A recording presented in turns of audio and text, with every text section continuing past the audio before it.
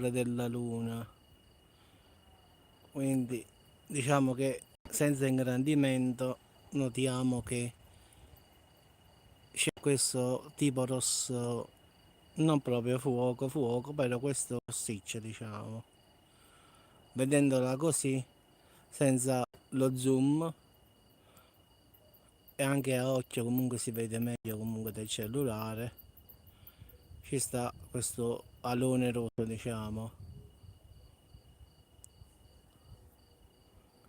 Adesso proviamo a zoomare un pochino di più, ed infatti questo alone rosso ci sta, come si era detto era la luna rossa, quindi questo rossore ci sta.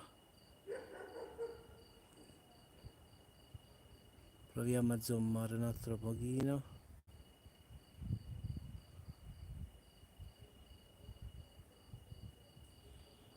Ed ecco qua.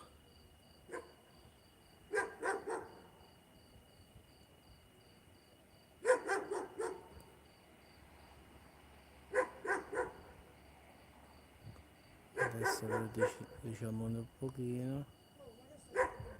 Ed ecco qua. Così si vede quel rossiccio. Ingrandendo si vede di meno, quindi zoomando si vede di meno.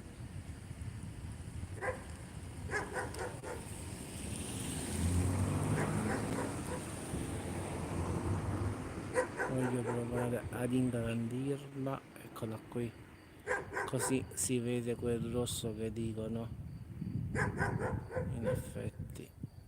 Però più andiamo a zoomare più si vede sfocato, quindi è meglio sempre tenerla un po' meno, già così si vede un po' meglio.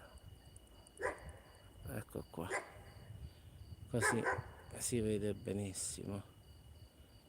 Quindi ragazzi, la luna stasera è piena, quindi il rossore ci sta, quindi come avevano detto è vero, in realtà la luna ha questo alone rosso.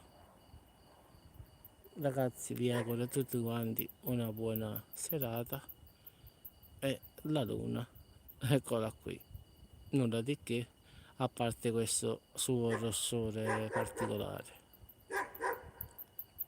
Una luna come le altre finale, con la cosa che è sempre un po' più rossa. Buona serata a tutti ragazzi, e ci sentiamo al prossimo video.